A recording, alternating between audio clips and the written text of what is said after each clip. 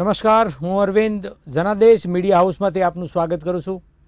શખ્સિયતના પ્રાયોજક છે Sushila charitable trust, જેઓ સમાજ હિત માટે કરી રહ્યા છે કાર્યો, અને સહપ્રાયોજક છે યુઆર પબ્લિસિટી.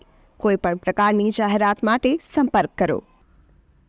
વ્યક્તિ વિશેષમાં આજે એક એવા શખ્સિયતને મળવા જઈ રહ્યો છે, એવા એક વ્યક્તિની વાત કરવી છે કે જેમને ભારતના રાષ્ટ્રપતિ દ્વારા પણ સંદર્ભથી સન્માનિત કરવામાં આવે છે.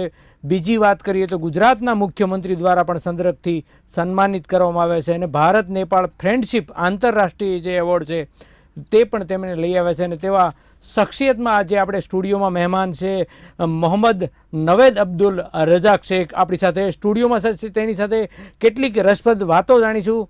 સૌ પ્રથમ મોહમ્મદ નવેદ અબ્દુલ રઝાક શેખનું સ્ટુડિયોમાં સ્વાગત છે. શું કહેશો મોહમ્મદજી, જે રીતનું જે તમે અનેક જે સેવા કઈ કાર્ય કર્યા છે અને તેમાં આટલી પદવી, આટલા બધા સન્માનિત થયા, શું કહેશો તમારા જીવનના એ અહેમ વર્ષો? કઈ રીતે તમારા જીવનની સંઘર્ષની શરૂઆત થઈ હતી, ક્યારથી કેવી રીતે? આમ જોવા જઈએ તો જીવન એક સંઘર્ષ જ હોય છે, અને તેના ચઢાવ ઉતાર બધા આવતા જ રહે છે. દરેક તબક્કે, ઉંમરના દરેક તબક્કામાં કંઈક ને કંઈક ખાટી મીઠી આપણને થતી હોય છે. મારા જીવનમાં પણ ઘણા સંઘર્ષો મેં જોયા છે, અને હું ખાસ કરીને મધ્યમ વર્ગમાંથી આવું છું. હું એવા વિસ્તારમાંથી આવું છું જ્યાં મેં ગરીબીને નિહાળી છે, અને પ્રત્યક્ષ લોકોને જોયા છે કે એ લોકો કઈ રીતે એમનું જીવન ગુજારી રહ્યા છે.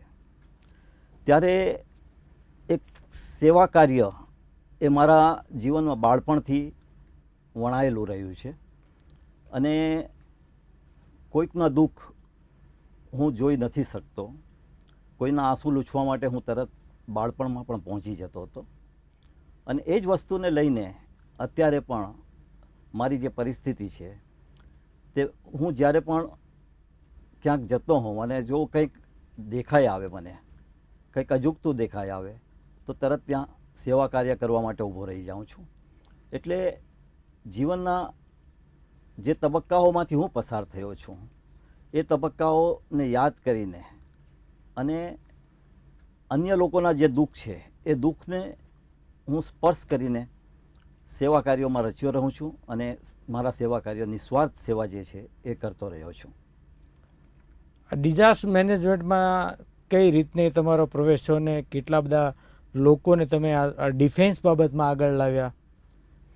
કોલેજ કાળમાં હું એનસીસી મેં જોઈન કર્યું હતું, પરંતુ મારી હાઇટ, ઊંચાઈ અને મારો જે બાંધો છે, શારીરિક બાંધો, એના કારણે હું એમાં આગળ વધી ન શક્યો. મારે એનસીસીમાં આગળ જવું હતું. એ દરમિયાન આપણા સીપી સાહેબ, ત્યારના જે હતા તત્કાલીન સીપી સાહેબ, એમણે ખાસ પોલીસ અધિકારીની એક જાહેરાત આપી હતી. એ જાહેરાત વાંચીને મેં અરજી કરી અને હું એમાં જોડાયો, અને ત્યારથી જ મારી રુચિ રહી હતી પોલીસ અને સૈન્યમાં જોડાવવાની, દેશપ્રેમ કરવાની. દેશપ્રેમ માટે હું હંમેશા તત્પર રહું, અને મારી જે જીવન છે એ દેશપ્રેમ માટે અર્પિત કરું, એ માટેની મારી ભાવના રહી હતી. અને એ કારણે જ જ્યારે 1997-98ના અરસામાં એક દૈનિકની અંદર સિવિલ ડિફેન્સની જાહેરાત આપવામાં આવી, ત્યારે સુરત એકમ શરૂ કરવામાં આવી રહ્યું હતું, અને સુરત એકમ જે યુનિટની સ્થાપના કરવામાં આવી રહી હતી એમાં મારે અરજી મંગાવવામાં આવી હતી. મેં મારી એપ્લાય કર્યું. મને પ્રાથમિક ટ્રેનિંગ માટે, સિવિલ ડિફેન્સમાં જોડાવવા માટે પ્રાથમિક ટ્રેનિંગ ખૂબ જરૂરી છે, અને પ્રાથમિક ટ્રેનિંગ લેવા માટે મને સીપી ઓફિસના કોન્ફરન્સ રૂમમાં બોલાવવામાં આવ્યો. ત્યાં મેં 5 દિવસની પ્રાથમિક તાલીમ લીધી. મારી સાથે બીજા લગભગ 10થી 12 જણા હતા, નાગરિકો હતા. અમે બધાએ પ્રાથમિક તાલીમ, પહેલો બેચ હતો સુરતનો, અને એ પ્રાથમિક તાલીમ પૂર્ણ કરી. ત્યારબાદ મને અઠવા ડિવિઝન, સિવિલ ડિફેન્સમાં જે ડિવિઝન આવે છે એ પોલીસ સ્ટેશન પ્રમાણે ડિવિઝનની રચના કરવામાં આવતી હોય છે, અને અઠવા પોલીસ સ્ટેશનના નામે અઠવા ડિવિઝન જે છે એમાં ડેપ્યુટી ડિવિઝનલ વોર્ડન તરીકે મારી નિમણૂક કરવામાં આવી અને એ રીતે મારી નાગરિક સંરક્ષણ દળમાં પદાર્પણ થયું અને મારી સેવાઓનો મેં આરંભ કર્યો. આ નાગરિક સંરક્ષણના જે મૂળભૂત તાલીમો છે અને એમાં કેટલાક સભ્યો છે જે 2008થી તમારી વાત છે તો 15,000 થી 16,000 જેવા, એનું કાર્યક્ષેત્ર કઈ રીતનું આખું રહ્યું?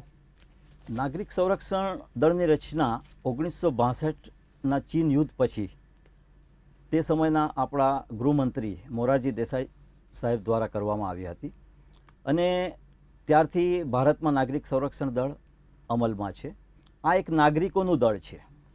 જે રીતે સરકારની જવાબદારી છે, સરકારના અનેક વિભાગો યુદ્ધ સમયે કાર્ય કરતા હોય છે, તે જ રીતે નાગરિકોમાં તેમનું ખમીર જળવાઈ રહે, તેમનો જુસ્સો જળવાઈ રહે તે માટે અને તેઓ યુદ્ધ અંગેની તાલીમ મેળવી શકે કે જેથી કરીને કોઈક અનિવાર્ય પરિસ્થિતિઓ આવી જાય ત્યારે નાગરિકો એમનું પોતાનું બળ દ્વારા લડાઈ કરી શકે.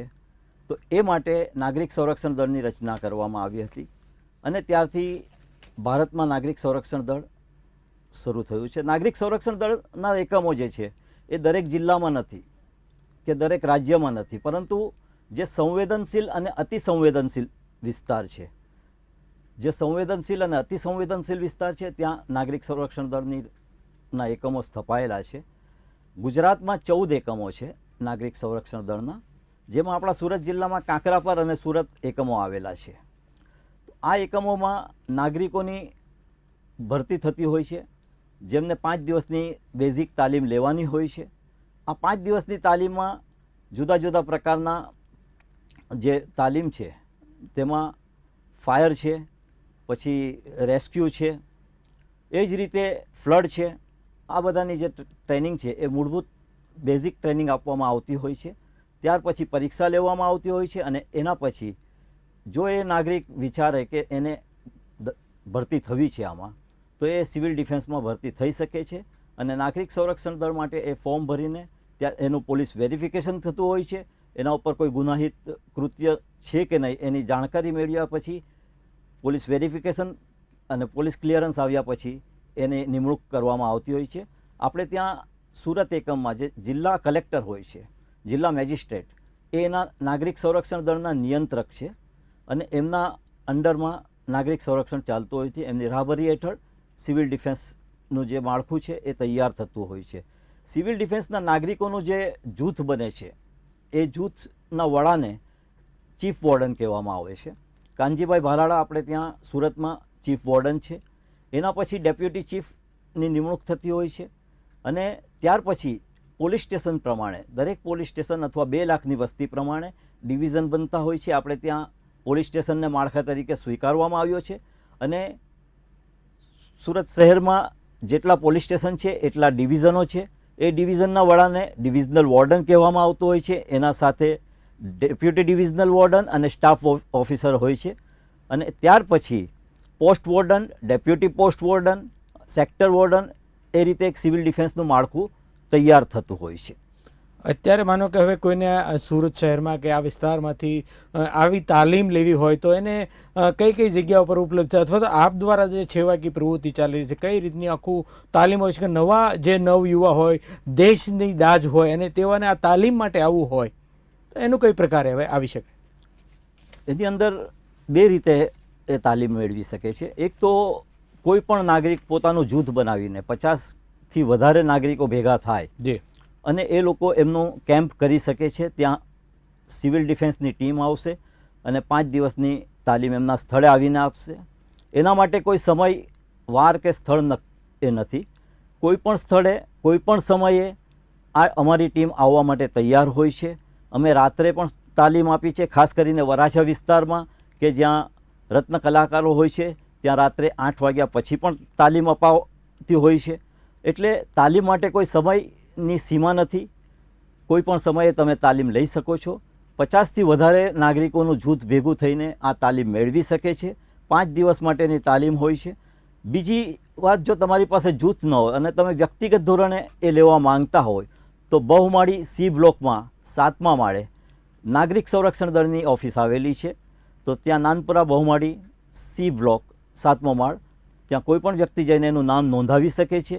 જ્યારે પણ તાલીમો યોજાતી હોય છે ત્યારે ત્યાંથી એને જાણ કરવામાં આવતી હોય છે અને એમને તાલીમ માટે બોલાવવામાં આવતા હોય છે. ખૂબ સરસ માહિતી આપી, કારણ કે લોકોને નવા અત્યારનું જે યુવા ધનને છે સેલ્ફ ડિફેન્સ માટે જવું હોય તો એને ખૂબ સરળતાથી માહિતી મળે. એટલે ખૂબ સરસ આપણે વાત મૂકી અને આપણા જનાદેશના દર્શકોને પણ પસંદ આવશે.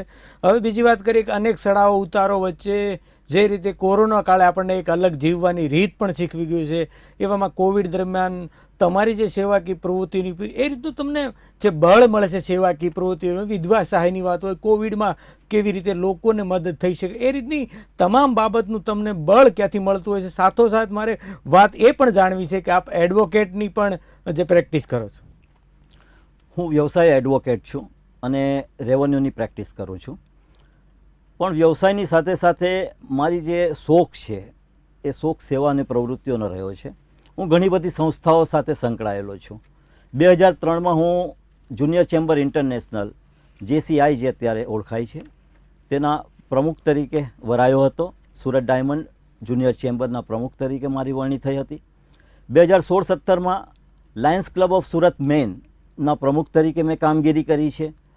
સુરત ઇસ્લામ યતીમખાના સોસાયટી, આપણે ત્યાં જે અનાથાશ્રમ છે સુરત શહેરમાં, એ અનાથ બાળકો માટેના સંસ્થાનમાં હું જોઈન્ટ સેક્રેટરી તરીકે છેલ્લા 10 વર્ષથી કાર્યરત છું.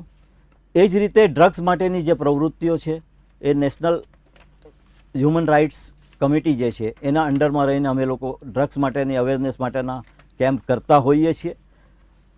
ચેમ્બર ઓફ કોમર્સમાં હું વિવિધ કમિટીઓમાં સેવાઓ આપતો રહ્યો છું. આ વર્ષે NGO કમિટી જે છે ચેમ્બર ઓફ કોમર્સની તેનો ચેરમેન છું. સાથે સાથે લો કમિટી જે છે એ લો કમિટીમાં હું કો ચેરમેન તરીકે પણ સેવા આપી રહ્યો છું. મારી જે બીજી સંસ્થાઓ છે એમાં લોટ્સ છે ટ્રસ્ટ, એક સોચ સંસ્થા છે અને બીજી ઘણી બધી એવી સંસ્થાઓ છે કે જેની સાથે હું સંલગ્ન છું. પ્રત્યક્ષ કે પરોક્ષ રીતે હું તેમની સાથે સંકળાયેલો છું અને કાર્યરત રહ્યો છું. આટલા બધા સંઘર્ષ વચ્ચે સેવાકીય કાર્ય, અને તમે કીધું એમ કે કંઈક ને ક્યાંક તમારી જે ઈચ્છા હતી તેમાં હાઇટને લઈને જે કાંઈ તમારા મનમાં કે પોતે એમ થયું કે ભાઈ આપણે હવે આ ક્ષેત્રને, બાકી તમારી ઈચ્છા શોખ હતા, પરંતુ આ તમામ જે એક પછી એક સિદ્ધિઓ મળતા મળતા સેવાકીય કામ અને આ રીતનું વર્ક કરી રહ્યા છો, તો એની પાછળ તમને પીઠબળ છે. ફેમિલીમાં કોણ કોણ છે? કઈ રીતે તમે ફેમિલીને સમય આપીને આ તમામ જગ્યાએ સમય અને યોગ્ય તાલીમ આપી રહ્યા છો? હું જ્યારે કોલેજ કાળમાં હતો તે જ સમયે મારા પિતાનું દેહાવસાન થયું હતું. મારા પિતા પણ શહેરના એક નામાંકિત એડવોકેટ હતા, અબ્દુલ રઝાક શેખ, અને એ વખતે બધી જવાબદારી જે છે એ મારા ઉપર આવી ગઈ હતી, કારણ કે હું સૌથી મોટો પુત્ર હતો એમનો. પરંતુ કુદરતે મને કોઈને કોઈક રીતે સાથ આપીને મારી જે એ નાજુક પરિસ્થિતિ હતી એમાંથી મને બહાર કાઢ્યો. મારી સાથે મારો પરિવાર છે. મારી માતાનું 2016માં અવસાન થયું, તેમનો પણ મારા બહુ સાથ હતો, સહકાર હતો મને રહ્યો. મારા પત્ની જે છે આશેફા, તેનો પણ સહકાર મને ખૂબ રહ્યો છે. ભાઈ મોહમ્મદ મૌહિદ, અને અમે જોઈન્ટ ફેમિલીમાં રહીએ છીએ. એટલે જે સંયુક્ત કુટુંબ છે એમાં એકબીજાને સાચવી લેતા હોય છે અને તેના કારણે એક જે ભાવના કેળવાતી હોય છે તો સમય પણ એના માટે નીકળી શકે છે અને સાથે સાથે જે હિંમત હોય છે એ હિંમત પણ આવતી હોય છે. એમના દ્વારા હિંમતો આપવામાં આવતી હોય છે. તો આ બધી પ્રવૃત્તિઓ આપણે કરી શકીએ છીએ. એકી સાથે સરદાર ભવનમાં 900 જેટલી જે યુવતીઓને ટ્રેન કરી છે, તાલીમ આપી છે, શું કહે એવી રીતે કેવી રીતે તમારું આખું જે વર્ક હોય છે, 900 જેટલી જે યુવતીઓને એકી સાથે તાલીમ આપી, ખૂબ ટફ કામ ગણાય. તમે કઈ રીતે આખું એને હેન્ડલ કર્યા હતા અને તે પ્રસંગો વિશે શું કહેવું છે? આમાં મારી ટીમ જે છે એ કામ કરતી હોય છે. સિવિલ ડિફેન્સ સુરતની ટીમ ખૂબ જ મજબૂત છે. તેની અંદર કાનજીભાઈ ભાલાણા જે છે એમનું નેતૃત્વ, અમને સબળ નેતૃત્વ મળ્યું છે. એ પહેલાં ડૉક્ટર PP મિસ્ત્રી સાહેબ હતા, એ પણ ખૂબ સારા નેતા હતા અને લીડરશિપ એમની સારી હતી. એમના નેતૃત્વમાં અમે સિવિલ ડિફેન્સની જે ટીમ છે એ એકસાથે મળીને કામ કરતા હોઈએ છીએ. અમારી પાસે 500થી વધારે સક્રિય સભ્યો છે અને આ 500થી વધારે જે સભ્યો છે એ અમારો પરિવાર છે. તો આવા કોઈ પણ કાર્યક્રમો કરવા હોય તો એ પરિવારજનો અમારી સાથે આવીને ઊભા રહી જતા હોય છે. અને અમારું એક ધ્યેય રહ્યું છે કે જે રૂટીન છે તાલીમ જે છે રૂટીન, એ રૂટીન તાલીમ તો અમે આપતા હોઈએ છીએ, પરંતુ તેની સાથે સાથે કેટલીક કે ભાઈ છોકરીઓ જે છે, સ્ત્રીઓને, મહિલાઓને ટ્રેનિંગ મળવી જોઈએ. કારણ કે નાગરિક સંરક્ષણમાં જે તાલીમ આપવામાં આવતી હોય છે, રસોડામાં કોઈ અકસ્માત થાય તો ત્યાં બહેનો હોય છે, ત્યાં પુરુષો ઘરમાં હોતા નથી. તો આવા સમયે બહેન જે છે એ એનું સ્વરક્ષણ કરી શકે, એનો બચાવ કરી શકે અને એને તાલીમ મળવી ખૂબ જરૂરી છે. એ હેતુસર અમે લોકોએ સરદાર સ્મૃતિમાં 900 જેટલી બહેનોને તાલીમ આપવામાં આવી હતી, જેમાં તે સમયના મ્યુનિસિપલ કમિશનર કુમારી અપર્ણા સેન પણ હાજર રહ્યા હતા. અને તે સાથે અમારા જે સિવિલ ડિફેન્સની ટીમ છે ગુજરાત હેડક્વાર્ટરની, એ ડીજી લેવલની ટીમ પણ હાજર રહી હતી. સુરતના પણ ઘણા બધા પદાધિકારીઓ અને અધિકારીઓ એમાં મોજૂદ રહ્યા હતા અને એમની ઉપસ્થિતિમાં આ તાલીમનું આયોજન કરવામાં આવ્યું હતું. ખૂબ જ સરસ અને ખૂબ જ સફળ તાલીમ રહી હતી. એ જ સાથે અત્યારે શહેરના જ એક વિસ્તારમાં HIV ગ્રસ્ત જે લોકો છે એ લોકો માટે પણ તાલીમનું આયોજન કર્યું હતું. કારણ કે જે લોકો રહી જાય છે, જે લોકોને લોકો તિરસ્કૃત ગણતા હોય છે, તે લોકો સુધી પહોંચવું, એમને પણ જીવવાનો અધિકાર છે અને એ જીવવાના અધિકારને આપણે પ્રોત્સાહન આપવું તો એ ખૂબ મહત્ત્વનું છે. એમાં પણ અમારી આખી ટ્રેનિંગ જે છે એ HIV પોઝિટિવ લોકો માટે થઈ હતી અને એ પણ ખૂબ સફળ રહી હતી. તમે વાત કરી યુવતીની, અત્યારે જે આજના સમયની હું માનું છું ત્યાં સુધી ખાસ માંગ છે ને યુવતીઓ છે, કારણ કે જે રીતના કિસ્સાઓ બનતા હોય છે ત્યારે પોતાના બચાવ માટે, એટલે કે છેડતી જેવા બનાવો પણ થતા હોય છે, ત્યારે આ યુવતી માટે ખાસ કરીને સેલ્ફ ડિફેન્સ માટે, પોતાની માટે કઈ રીતે રક્ષણ મેળવવું, એટલે એ કામ ખૂબ જરૂરી છે. આજના સમયની હું માનું છું ત્યાં સુધી માંગ છે. ત્યારે એવા કિસ્સાઓમાં માની લો કે કોઈ યુવતી છે, મહિલા છે, તેને પોતાના સૌ બચાવ માટે આ સેલ્ફ ડિફેન્સની તાલીમ કે શીખવું હોય તો એના માટે શું અત્યારે હાલની જોગવાઈ મુજબ સુરતની દ્રષ્ટિએ કઈ કઈ જગ્યા પર થઈ શકે? મેં તમને પહેલાં જ કીધું કે સિવિલ ડિફેન્સની તાલીમ માટે કોઈ પણ વ્યક્તિ અથવા કોઈ પણ સંસ્થા એપ્લાય કરી શકે છે. એના માટે અમારો સંપર્ક કરી શકે છે અને અમે ત્યાં આવવા માટે તૈયાર છીએ, અમે તાલીમ આપવા માટે તૈયાર છીએ. યુવતીઓ માટે કે મહિલાઓ માટે ખાસ તાલીમની એટલા માટે અમે એ કરતા હોઈએ છીએ કે મહિલાઓ જે છે એ ફર્સ્ટ રિસ્પોન્ડર હોય છે. ક્યારેક પણ આગ લાગતી હોય છે કે દુર્ઘટના સર્જાતી હોય છે ત્યારે તેનો જો ભોગ છે એ મહિલાઓ અને બાળકો બનતા હોય છે. અને આવા વખતે આગનું એક ખાસિયત છે, આગ હંમેશા એક ચિંગારી હોય છે. બિલકુલ. અને એ ચિંગારી જે છે, જો તમે એની પ્રત્યે બેદરકાર રહો તો એ ચિંગારી જ્વાળા બની શકે છે. તો જ્યોતિ બને જ્વાળા, એને જેમ એક નાની અમસ્થી તમારી બેદરકારી એને જો પ્રથમથી જ દાબવામાં ના આવે, જો ક્યાંક આગ લાગી છે અને તમે ફાયર બ્રિગેડને ફોન કરો, ફાયર બ્રિગેડની જે કુમુક છે એને આવતા 10, 15, 20 મિનિટ લાગે ત્યાં સુધી એ આગે વિકરાળ સ્વરૂપ ધારણ કરી લીધું હોય છે. હવે આ સમય દરમિયાન જો તમે એને કંટ્રોલમાં લઈ લો, તમારી પાસે એ ટેકનિક હોય, તમે એ શીખ્યા હો કે આગને કઈ રીતે એનું શમન કરવું જોઈએ, તો એ નાની આગને તમે તાત્કાલિક શમન કરી શકો છો.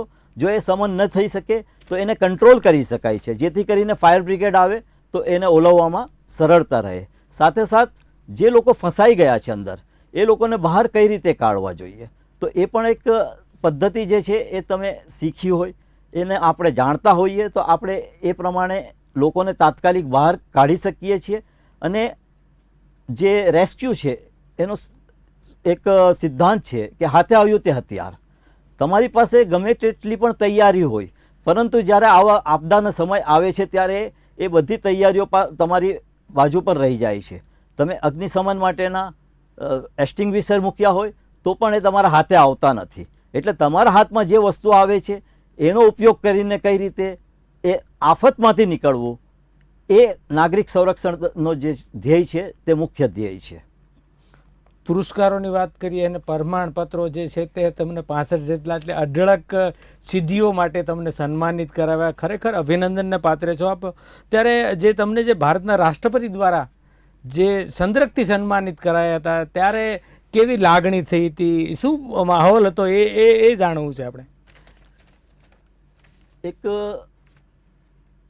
એવો પ્રસંગ કે જ્યારે જે જીવનનો સૌથી મહત્ત્વનો કહી શકાય, કારણ કે આપણે જેના માટે નિસ્વાર્થ સેવાઓ કરી હોય, અને ખરેખર સિવિલ ડિફેન્સની જે સેવા છે, ઘણા બધા મને પૂછે છે કે આમાં મળે છે શું, તો હું એમને કહું છું, કહેવા માગું છું કે મને સૌથી પહેલાં તો આનંદ મળે છે, અને આ જે નિસ્વાર્થ સેવા કરીએ છીએ આપણે, તો એ નિસ્વાર્થ સેવાની કોઈ કદર કરે, એને કોઈ ધ્યાને લે અને સન્માનિત કરે, તો એ જે લાગણી છે એ ખૂબ જ મહત્ત્વની થઈ પડે છે. ખૂબ જ મને, કારણ કે એક ક્યારેય પણ એવું વિચાર્યું નહોતું. જ્યારે 1997માં સિવિલ ડિફેન્સ જોઈન્ટ કર્યું ત્યારે પણ એ વસ્તુ મેં સ્વપ્ને નથી વિચારી કે આના માટે આપણે કોઈક ચંદ્રક માટે લડવાનું છે કે કોઈક પૈસા માટે કરવાનું છે. અને એ માનદ સેવા આપતા આપતા સરકાર દ્વારા મારા જે કાર્યો છે એની નોંધ લેવામાં આવી. 2011માં મને તે વખતના અમારા જે પીઆઈ હતા, ટ્રેન્ડ ઇન્સ્ટ્રક્ટર હતા, એમણે બોલાવીને કહ્યું કે તમારી દરખાસ્ત મોકલવામાં આવી રહી છે મુખ્યમંત્રી મેડલ માટે. ત્યારે મને વિશ્વાસ નહોતો થતો, અને એમણે મારી પાસે કેટલાક એવિડન્સ માંગ્યા, ફોટોગ્રાફ્સ વગેરે. ત્યારે તમે માનશો નહીં કે મારી પાસે કોઈ એવિડન્સ નહોતા, કોઈ ફોટોગ્રાફ્સ નહોતા, કારણ કે હું જ્યારે પણ કોઈ સેવા કરતો હતો ત્યારે મને એ વસ્તુ નહોતી કે ફોટા પડાવવા જોઈએ કે એ કરવું જોઈએ. તો એ વખતે મારી પાસે કોઈ એવિડન્સ નહોતા, પણ એમણે, એ સાહેબે જે વસ્તુ છે એમના દિલથી મારી પાછળ મહેનત કરી અને મારી દરખાસ્ત ત્યાં મૂકી, અને 2011-26 જાન્યુઆરીના રોજ મને મુખ્યમંત્રી મેડલ આપવામાં આવ્યો. એ પછી અત્યારે જ્યારે 15 ઓગસ્ટ 2022માં રાષ્ટ્રપતિ મેડલ માટેની જાહેરાત થઈ, એ પણ મારા માટે હું માની ન શકું એવી પરિસ્થિતિ હતી. પરંતુ આ જે નોંધ લેવાય છે એના માટે હું સરકારશ્રીનો, સાથે સાથે મારા જે વોર્ડન મિત્રો છે, મારો જે નાગરિક સંરક્ષણનો પરિવાર છે, મારો પોતાનો પરિવાર, અને મારા જે બીજી સંસ્થાઓ છે, એ તમામનો હું ખૂબ જ આભારી છું. કારણ કે એ લોકોએ મને જે પીઠબળ પૂરું પાડ્યું એનું આ પરિણામ છે કે હું રાષ્ટ્રપતિ પદકથી સન્માનિત થઈ ચૂક્યો છું. બિલકુલ. આઝાદી કા અમૃત મહોત્સવ ભારત સરકાર ઉજવી છે, સાથોસાથ સામાજિક આગેવાનો છે, ત્યારે તમે પણ એક મુહિમ ચલાવીને જનજાગૃતિના કાર્યક્રમો જે આપ્યા હતા, એ કાર્યક્રમો કઈ રીતના હતા, શું કહે છો? અમારે ત્યાં જે સિવિલ ડિફેન્સમાં સર્ક્યુલર આવતા હોય છે, અને ખાસ કરીને આઝાદી કા અમૃત મહોત્સવની જે ગાઈડલાઈન અમને મોકલવામાં આવી હતી, એ ગાઈડલાઈન મુજબ બીજા જે એકમો છે ગુજરાતના, ત્યાં દરેક એકમમાં કેન્દ્રીય રીતે કાર્યક્રમો યોજવામાં આવ્યા હતા. પરંતુ અમે લોકોએ અમારા જે કાર્યક્રમો છે સુરતમાં દરેક ડિવિઝનને કરે, એનો પોતાનું કાર્યક્રમ કરે, એ રીતે એને વિકેન્દ્રિત કરીને કાર્યક્રમો યોજવામાં આવ્યા. અને એનો જે 11 દિવસનો કાર્યક્રમનો એ હતો, એની અંદર 23 જેટલા પ્રોગ્રામ કરવામાં આવ્યા, મોટા પાયે પ્રોગ્રામ્સ થયા, અને એ કાર્યક્રમોની નોંધ ગુજરાત નાગરિક સંરક્ષણ દ્વારા પણ લેવામાં આવી. સુરત ઇસ્લામનું જે આપણું યતીમખાના છે સોસાયટીમાં, તેમાં અનાર્થ આશ્રમ છે, ત્યાંની સ્થિતિને લઈને શું કહેશો? કઈ રીતે ત્યાં જરૂર જેવું લાગતું હોય, શું કહેવું છે? એ છેલ્લો સવાલ છે. એ સિવાય તમે આપની કોઈ જીવનની મહત્ત્વની વાત હોય તો મૂકી શકો છો. છેલ્લા સવાલ. સુરત ઇસ્લામ યતીમખાના સોસાયટી 106 વર્ષથી અનાથ બાળકો માટે કાર્યરત છે, એની પરવરિશ કરવાની કામગીરી કરી રહી છે. અને ત્યાં જે અનાથ બાળકો છે એમને ટોટલી ફ્રી અભ્યાસનો જે ખર્ચો છે, શૈક્ષણિક ખર્ચ, એ પણ ઉઠાવવામાં આવતો હોય છે. સાથે એને રહેવા ખાવા પીવાની બધી વ્યવસ્થા કરવામાં આવતી હોય છે. એટલે એની પરવરિશની સાથે તરબિયત પણ કરવામાં આવતી હોય છે. અને અત્યારે જે છે એ ત્યાં યુપીએસસી જીપીએસસીના વર્ગો પણ અમે ચલાવીએ છીએ કે જેથી કરીને ઉચ્ચ શિક્ષણ મળી શકે એ લોકોને. સાથે સાથે JEE અને નીટની જે પરીક્ષાઓ છે એનું જે કોચિંગ છે એ પણ અમે આપતા હોઈએ છીએ. અનાથ બાળાઓ જે છે એમને પણ શૈક્ષણિક સહાય કરવામાં આવતી હોય છે સુરત ઇસ્લામ યતીમખાના સોસાયટી દ્વારા. તેમજ દર વર્ષે અનાથ બાળાઓ માટે, અનાથ કન્યાઓ માટે સમૂહ નિકાહનું આયોજન કરવામાં આવતું હોય છે. આ દરેક કાર્યક્રમો જે છે એની પાછળ એક પણ રૂપિયો નિઃશુલ્ક હોય છે, એક પણ રૂપિયો લેવામાં આવતો નથી અને તે તદ્દન મુફતમાં એ લોકોને આપવામાં આવતું હોય છે. અને અનાથ બાળકો એમની રીતે પગભર થઈ શકે એ માટે જોબ ફેર તેમજ કારકિર્દી માર્ગદર્શન માટેના કાર્યક્રમોનું આયોજન કરવામાં આવતું હોય છે. ટૂંકમાં સુરત ઇસ્લામ યતીમખાના સોસાયટીમાં આવતા અને પ્રવેશ મેળવતા અનાથ તેમજ જરૂરિયાતમંદ બાળકો તેમની રીતે આગળ વધી શકે અને શિક્ષિત થઈ શકે તે માટેના પ્રયત્નો થઈ રહ્યા છે. બિલકુલ. તો ખૂબ ખૂબ આભાર આપનો કિંમતી સમય જનાદેશ સ્ટુડિયોમાં આપવા બદલ. તો જે રીતે મોહમ્મદ નવેદ અબ્દુલ રજાક શેખ સાહેબે જે રીતની આખી શખ્સિયતમાં પોતાની આપવીતી જણાવી અને ખાસ કરીને આત્મનિર્ભર સમાજ બને, આત્મનિર્ભર લોકો માટે અને સેલ્ફ ડિફેન્સ માટે જે રીતનું કામ કરી રહ્યા છે તે ખરેખર વખાણવાને લાયક છે. પરંતુ સાથોસાથ મહિલા યુવતીઓ કે પણ આજે પોતાની જે તાલીમ લેવા માટેની જે માહિતી આપી છે, એટલે યુવાઓને પણ જવું હોય તો પોતાની આ તાલીમ લઈ શકે છે. અને બીજા નવા વ્યક્તિઓને મળીએ ત્યાં સુધી આ વિષય પર મને આપશે રજા. ફરી મળીશું નવા શખ્સિયત માટે. ત્યાં સુધી મને આપશે રજા. આપ જોતા રહો જનાદેશ ન્યૂઝ. નમસ્કાર.